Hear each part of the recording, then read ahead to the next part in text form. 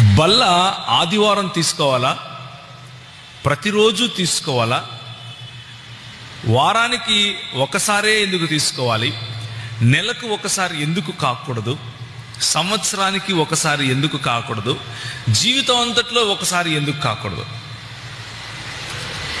Right.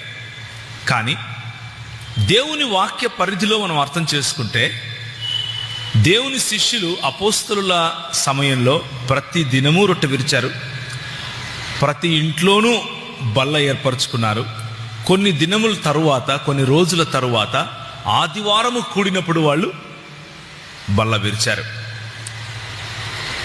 ఆ తరువాత church హిస్టరీలో చూస్తే మెల్లిమెల్లిగా అది డైల్యూట్ అవుతూ ఒక నెలకు ఒకసారి చేసే పరిస్థితులు కూడా చూసాం.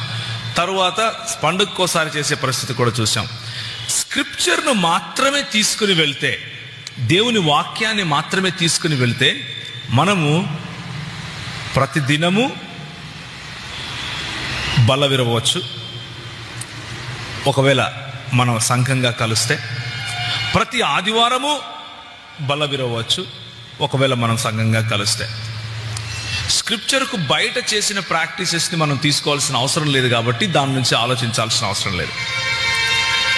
స్క్రిప్చర్లో ఉన్నంత వరకు, లేకపోతే వాక్యానుసారంగా మాత్రం తప్పనిసరిగా వారు చేసిన ప్రాక్టీస్ని మనం చేయాలి.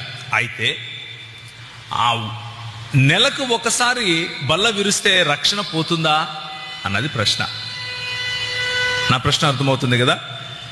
నెలకు ఒకసారి బల్ల విరిచినంత మాత్రాన, బలలో పాల్పంపులు పొందినంత మాత్రాన నేను క్రైస్తవుణ్ణి అని పిలవబడనా? కాదు. మనకు క్రైస్తవుడు అని పిలువబడటానికి ఎసెన్షియల్స్ కొన్ని ఉన్నాయి. ఎసెన్షియల్స్ చాలా ప్రాముఖ్యమైనవి. ఈ అత్యవసరమైనవి లేకపోతే అతి ప్రాముఖ్యమైన వాటిని గనక తప్పితే ఆ వ్యక్తిని క్రైస్తవుడు అనటానికి వీల్లేదు.